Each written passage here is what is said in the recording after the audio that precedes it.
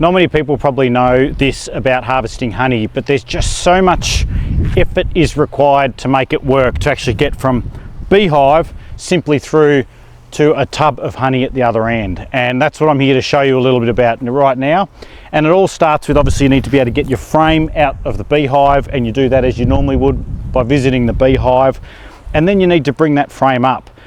But the thing is, we don't normally do that with just one frame at a time. You really, because of the effort you're about to go to, you would go, well, you'd wait until you've got a full box full of honey, because it's just not worth the effort to set up the full harvesting process with just one or two frames. So you end up waiting for a time that is right for you. It disrupts the bees, and then you bring those frames up and you go through the whole process. So it begins with, once you've got all the frames there, the first step is to remove the cappings. My most hated part is removing the cappings of each frame.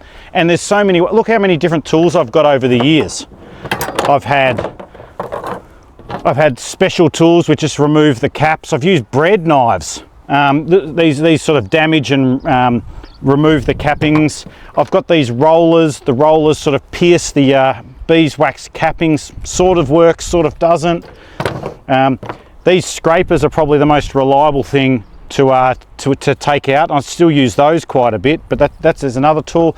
And of course, probably the most common one is using a hot knife. So you need gear to make all that work, and the hot knife is probably the most reliable. But all these things, it adds up, and it's expensive and time consuming, because you then need a place to be able to put your frame whilst you're there trying to remove the cappings. And you have something like this which captures all of those cappings. The cappings then, the honey on the cappings then drains below, and then you can harvest that honey that falls below. So you've got honey here, but these cappings are wet and full of honey, and you've got to turn it over to get all the honey out of it.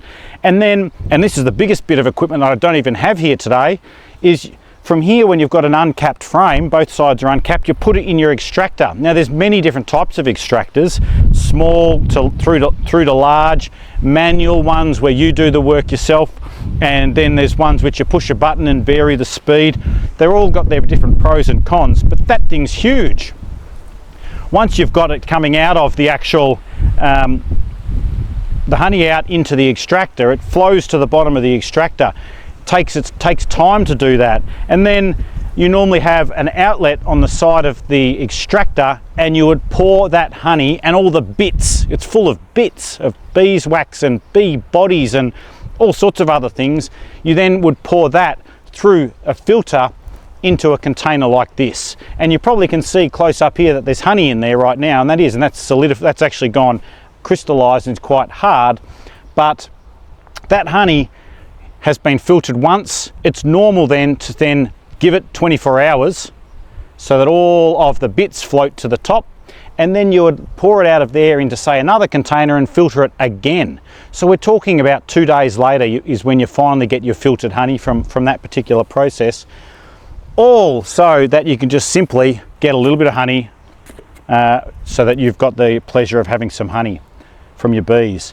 But you've had to go and get it in bulk quantity, sometimes 30, 40 kilograms in one go. No wonder it takes a whole day, and no wonder it takes a whole day to clean up afterwards.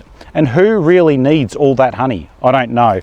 But you can just see here, and this is not all of it, the cost to accumulate all the different equipment that you might need. You might not even use it all, but that you might need. And the effort and time it goes to get from one end through to the other of honey harvesting is tiring, challenging, and I don't believe it's so good for the bees to remove that much honey in one go.